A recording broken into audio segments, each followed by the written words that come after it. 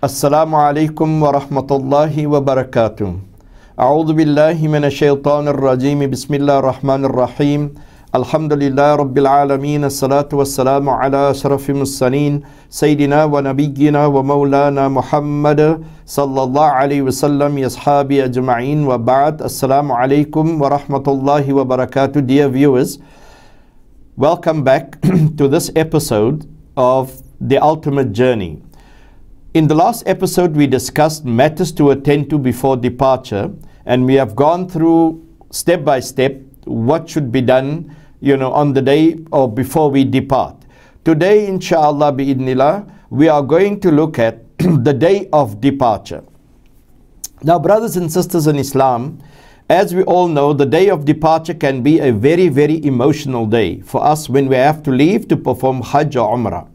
Reason being, we are not sure if we are going to return back to our families, and having to leave our families maybe for this period of time can be, I would say, very, very emotional.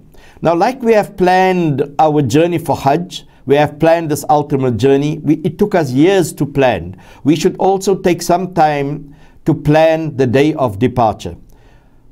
On the day of departure, brothers and sisters in Islam, is a day that we don't want anything to go wrong. Little do we want to also miss our flights, or maybe get too late on the airport or whatever, so that we don't have enough time to spend with our family on our final departure to Saudi Arabia. Brothers and sisters in Islam, like I have said, I will repeat it, it is a very, very emotional day, and we have to plan this day. Remember, you will be leaving the shores of South Africa. Maybe you will be flying to Johannesburg, or from Cape Town, or from your Durban, or if you fly straight from Johannesburg, whatever. Maybe you will fly with a domestic flight or directly with an international flight. If you fly with a domestic flight from any destination other than Johannesburg, please ensure that you're on the airport at least 2 to 2.5 hours before your time of departure. If you depart internationally, please make sure that you're at least 3 hours before the time on the airport before departure. Now, brothers and sisters in Islam, the things that we are going to do today are the things that we normally do on the day that we depart. It is a sunnah and recommended by the Rasul sallallahu alaihi wasallam that before we undertake any journey, that we make 2 raka'at salah for the well-being of that journey. Sometimes we call the salah of safar, right? 2 rak'at sunnah salah, nafil salah for safar. So we will be making these 2 rak'at sunnah salah prior to we leaving. But I have to caution you. Sometimes we find, brothers and sisters in Islam, and in most times I have found, that people that are departing, maybe the husband and the wife is departing, they will go into their little room in the enclave with their children, and they will alone make that salah for traveling. My recommendation is to make the salah with all the people that came to greet you on that day. If they are present at the time that you are going to make the salah, make the salah with them. Let them join you with the salah. It is better to form the salah or to make the salah in jama'at than to make it on your own. Brothers and sisters in Islam, this also will encourage people, to undertake this journey. And this is what Hajj is all about. Hajj is all about encouragement. Hajj is all about lita'arafu, so that we know one another. And Hajj is all about unity. So let us come together and make the salah so that all of us can be present, that is visiting the person that is leaving that day, and perform this 2 raka'at salah together. On completion of this salah, it is recommended that we make dua for the well-being of our well-being, also the well-being of our families and friends, and also the ummah that we leave behind, and also the well-being of our, I would say, our belongings that we are going to leave behind. Brothers and sisters in Islam, there is no need for us to learn any dua in the Arabic language. We can make the dua in the language that we understand, because Allahu Jalla Jalaluhu understands all languages. It is not for us to bog ourselves down to have to learn any dua in Arabic, we can make the dua in the language that we understand. So whilst we have finished our salah, we will implore Allah subhanahu wa ta'ala. Shortly we will say, Ya Rabbal Alameen, Ya Akram al-Akrameen, Ya Ajwad al-Ajwadeen, Ya Khayru Raziqeen, Ya Hayyun Ya Qayyum, Ya Allah, I beg of you to protect me, my family, and all those that I leave behind, Ya Rabbal Alameen. I beg of you to make this journey for us an easy journey and a journey under your protection, Ya Rabbal Alameen. I beg of you, Ya Allah, to let all my assets, my belongings that I leave behind, that this will not diminish while I am gone, Ya Rabbal Alameen. That it will be under your protection, Ya Allah. That my family will be under your protection. That my children will be under your protection. Let my brothers and sisters all be under your protection. So we can make a simple dua, to ask Allah subhanahu wa ta'ala on that day for protection. Please, brothers and sisters in Islam, do not bog yourself down with Arabic du'as. It is also said of that we can recite the following before we depart. We recite Ayatul Kursh, right? We also recite Surah Ikhlas, Surah Falaq, Surah Nas, the Fatiha, and then again we will make dua before we leave for the airport. It is a custom for most of us, or a lot of our people, that we make the adhan whilst the people, or while the Hajj or the Hajjah is leaving the house. There is nothing wrong with this. In some instances, people are saying, look, this is a bid'ah or whatever, but how can the adhan, the call to Islam, the call to pray, ever be a bid'ah, brothers and sisters in Islam? I grew up in District 6. And there were times when I had to go and bid farewell to Hujjaj, and these happened at the time when we were using the shipping, or I would say, shipping lines for people to leave. They would leave from the Cape Town dockyard. And we as youngsters used to go to the Cape Town dockyard and always watch them, as the boats move out of the dock, out of the harbor, how the person on the top there that is leaving for Hajj is making the adhan. And I can tell you, brothers and sisters in Islam, it is a sight that I have never ever forgotten up till now. I've never ever forgotten this. Alhamdulillah. And so make the dua, make the adhan. Have your children or your brother or whatever, somebody that stays behind, make the adhan if you leave the house. Very good that we should be listening to this as we are leaving the house, insha'Allah, bi'idnillah. Brothers and sisters in Islam, remember that leaving the house can also become a very drawn out factor, because so many people will come up to us to greet us. So many of us become very emotional, especially families, especially if we leave, the wives and the children behind and so on. They become extremely emotional when we leave the house, or whatever family we leave behind. Please ensure that this is planned. Ensure that this doesn't become a drawn out episode or a drawn out happening because you have a flight to catch. Remember, brothers and sisters in Islam, that if you fly domestically, like I have said, that you are there at least 2 to 2.5 hours before the time. And if your flight is internationally from your town of departure, then see that you are there 3 hours before the time. Brothers and sisters in Islam, the moment you arrive at the airport, please ensure that you immediately go to the check-in counter. Remember, in the past, group leaders, Hajj operators, Hajj companies and travel agencies could book in their people, beforehand. This can no more happen.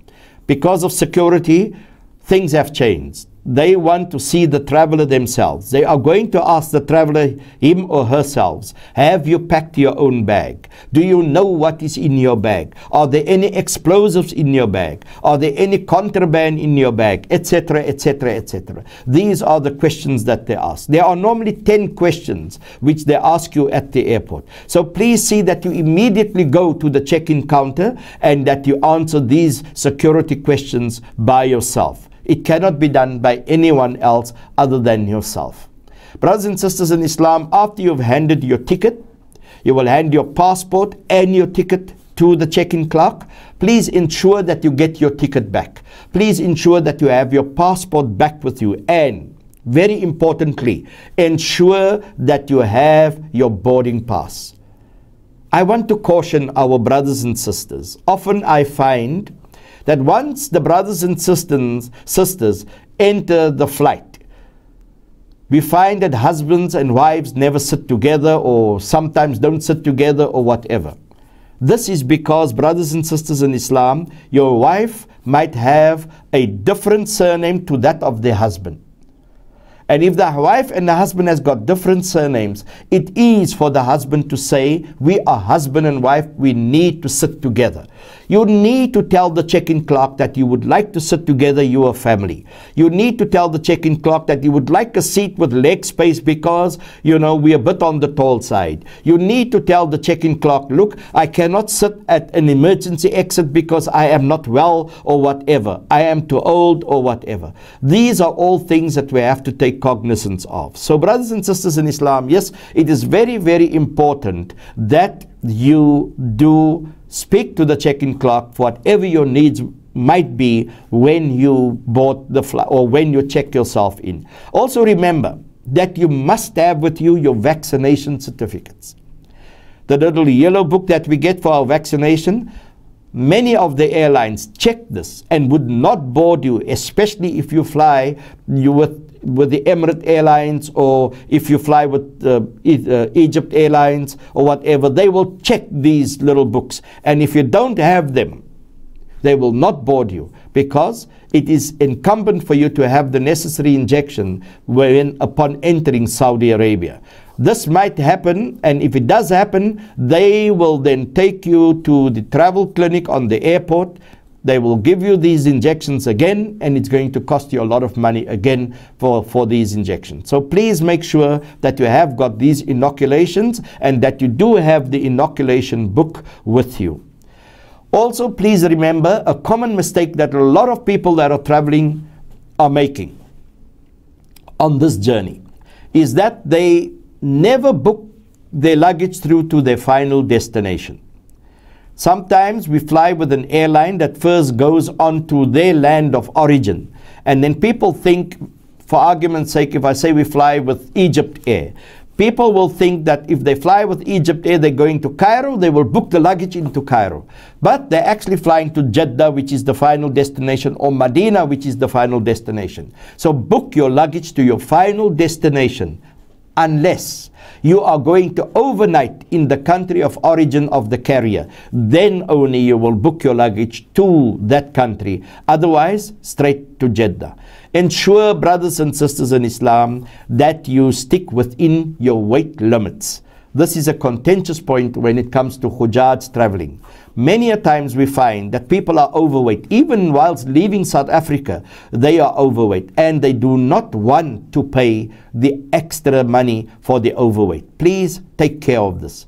Normally, the weight limitations are between 23 and 27 kilos, unless you have concessions with the airlines where you give you more weight allowances. And your hand luggage, they are extremely strict on the airports now with hand luggage. Hand luggage needs to be 7 kgs and less, cannot be more than 7 kilograms. So please, brothers and sisters in Islam, see that you also ensure that you are within the weight limitations.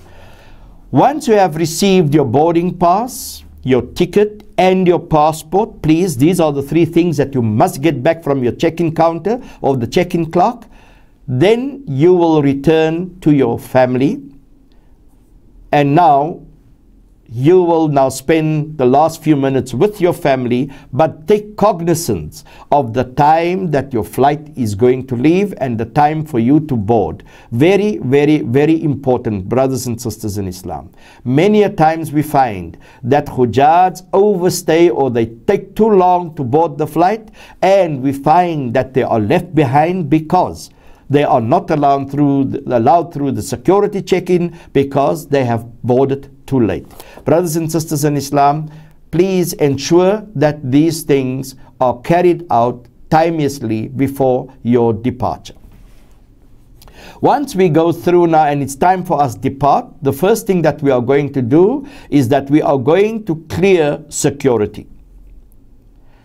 Points to remember: no fluids are allowed in your overnight luggage of more than 100 milliliters. So if you have underarm spray, if you have deodorants, if you have perfumes, anything that is more than 100 milliliters will be confiscated by the security officers.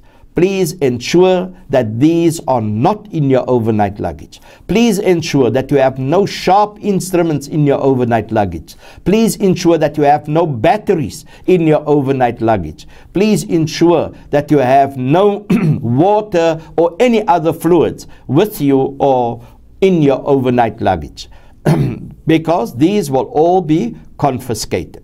Brothers and sisters in Islam, once you have gone through security, remember all bags, wallets, laptops, everything needs to be taken out of the bags, put into the little box that they give you or whatever to put it in, so that it can go through the security scanner. Very, very importantly, after you have cleared the security, you are going to clear customs. Now, the customs, that is where we are going for passport check.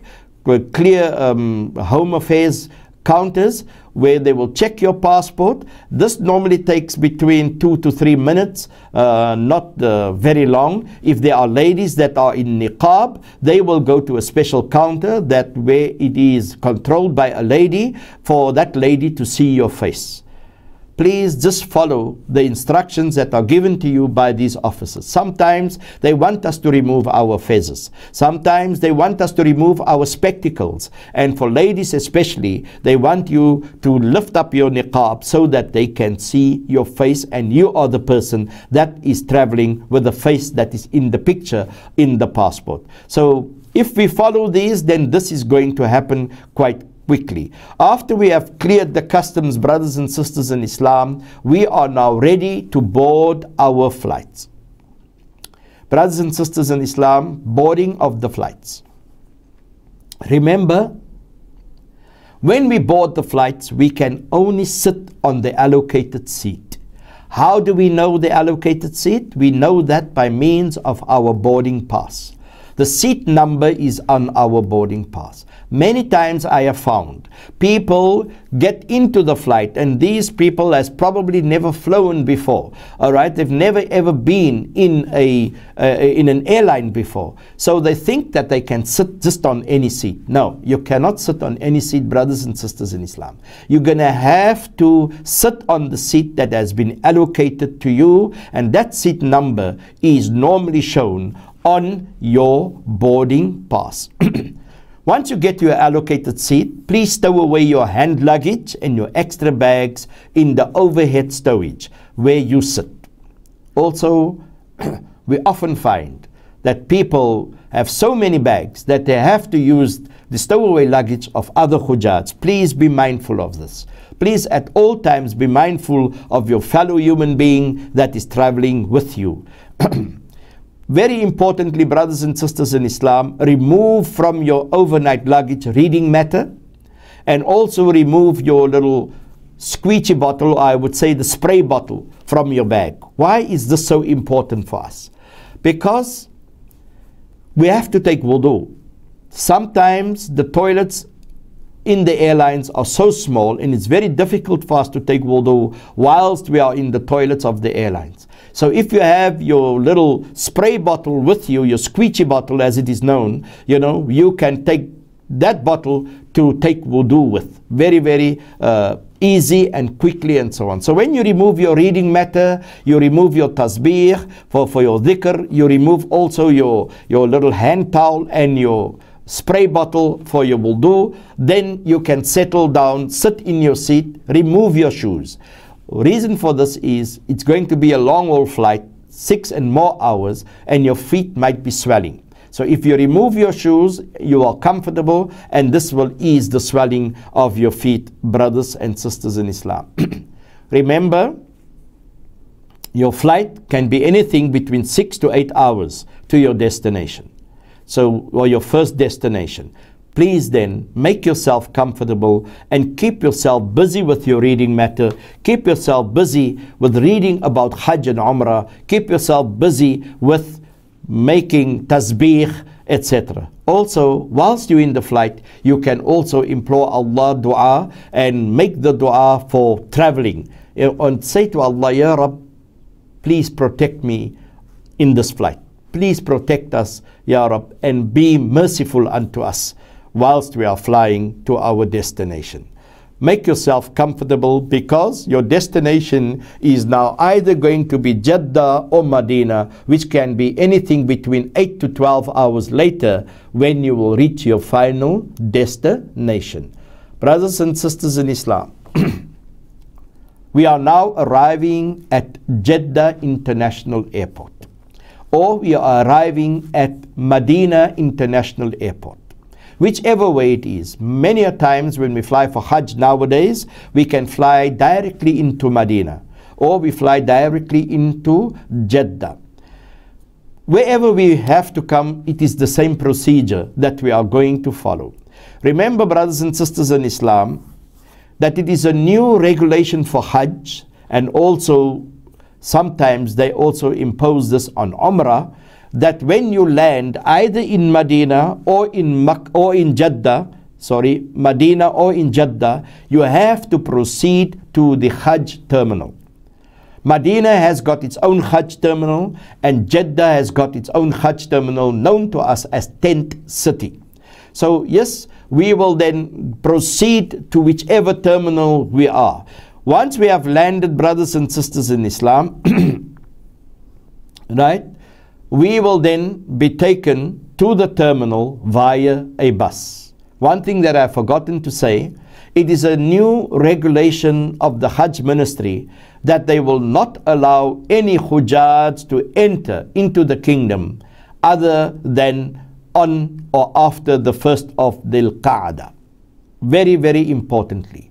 Yes, sometimes some of our people are leaving South Africa before the 1st of Dhul Qa'dah, but then again, by the time when they reach their final destination, or reach Makkah al-Mukarramah or Saudi Arabia as such, then it is the 1st of Dhul Qa'dah. Sometimes concessions has been given to Hujjaj that enter Saudi Arabia before the 1st of Dhul Qa'dah. I have to caution you that the Hajj ministry are becoming extremely strict on this, and they want Hujjaj only to enter into Saudi Arabia as from the 1st of Dhul Qa'dah. In fact, just recently I have learned that they are now looking at issuing only a 40-day visa for Hajj, and that might even be implemented as from this year. At this point in time, we are not clear yet if it's going to happen, but if it should be happening, right, then we will have a shorter stay in the kingdom. This is now how the regulations are changing in the kingdom because of various, I would say, factors that are involved. And we know security is one of the greatest factors that is at this point in time hindering Saudi Arabia, and they are extremely strict on security when it comes to people entering the kingdom of Saudi Arabia. So brothers and sisters in Islam, we have just landed in Jeddah International Airport, or we have just landed in the Medina International Airport. When we get off the flight, when we come down the steps, we will then enter into the bus that is waiting on us, that will take us to the relevant terminals. The moment we arrive at the terminal, we will be given a little card. This card needs to be filled in, and it is normally called the arrival form. This form we fill in whatever visa we come with. If we come with a business visa, we have a special card to fill in for a business visa. If we come in with an Umrah visa, you have a special card to fill in for an Umrah visa. If you come in with a Hajj visa, you have a special card to fill in for a Hajj visa. So you will get this card, we will fill this card in, and then we will place this card inside our passports. We will be shown to which lines we're going to have to follow in order to clear the passport and immigration. And once we have gone through immigration, brothers and sisters in Islam, we will collect our baggage on the other side. After we have collected our baggage, we will then go through the scanners with our baggage. Right? The scanners will then go through our baggage, and once they have cleared the scanners or the security scanners with our baggage, we will report to the United Arab Agents desk, where they are going to clear us for Hajj, for the transportation, and normally this is for clearing the tanazzul or the draft as it is known. We will report to the United Arab Agents office. They will take in our passports. Remember, once you land on the airports of Jeddah or Medina and you've been to the desk of the United Arab Agents office, they will retain your passport. You will not be getting your passport back. They will keep your passport until you return to South Africa. So on the day that you return to South Africa and you're on the Hajj terminal, this passport will be given to your group leader, and your group leader will then hand it over to you again for your return to South Africa. Right through the Hajj period, you will be without your passport. But this will be replaced with a identity card that is given to you by the muassasa, and we will discuss this as we go along in further lessons, insha'Allah bi'idhnillah. Once, brothers and sisters in Islam, we have cleared the United Arab Agency's desk, we will then be shown to our buses. Our buses will be, the luggage will be loaded onto our buses, and we will then alight, or we will then enter, our buses. We will get into our buses, right? Brothers and sisters in Islam, we should be very clear on this, and we should be very, very cautious that we get into the bus that carries our luggage. Remember, there will be other people also. There will be other Hujjats also on the airport. Many a times, there are more than one group, other nationalities, and sometimes the luggage can get mixed up. So it is your duty to ensure that your luggage travels with you on your bus, be your bus to Medina or be your bus to your hotel from Medina airport. Always ensure that your luggage is with you on the bus, and once you have now ensured that the luggage is on your bus, you will be on your bus. Your group leader will clear the accommodation for you either in Medina, or if you go straight to Makkah, in Makkah, right? And from there then, you will be transported to the hotel. Now, before we are being transported to the hotel, once you're in the bus, you will be given a white card by the muassasa.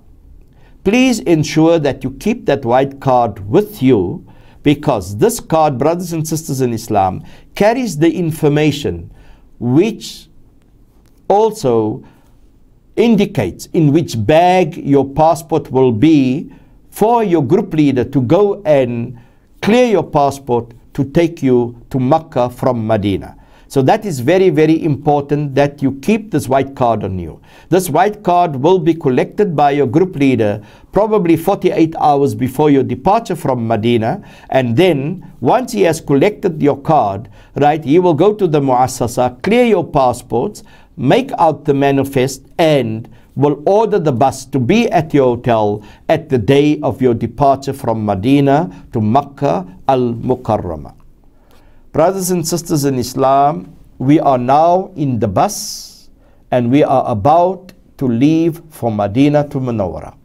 Remember that if you leave from Jeddah International Airport, your travel to Medina is going to be between 6 and 8 hours in the bus. Brothers and sisters in Islam, remember that once you have cleared your luggage is going to be loaded onto the bus by the muassasa. You don't touch your luggage. Your luggage get loaded by the muassasa. You have paid for that in your tanazzul. Right? Now, once we have loaded the buses, you will then be in your bus en route to Medina to Munawwara. Brothers and sisters in Islam, that brings us an end to this episode. In the next episode, I will discuss leaving Jeddah International Airport or Medina International Airport for your hotel in Medina. Shukran jazilan for spending the time with us. And in our next episode, we will discuss the route to Medina. What do we do en route to Medina and the arrival in Medina to Munawwara, insha'Allah bi'idnillah. Shukran, jazakallah khairan. Assalamu alaikum wa rahmatullahi wa barakatuh.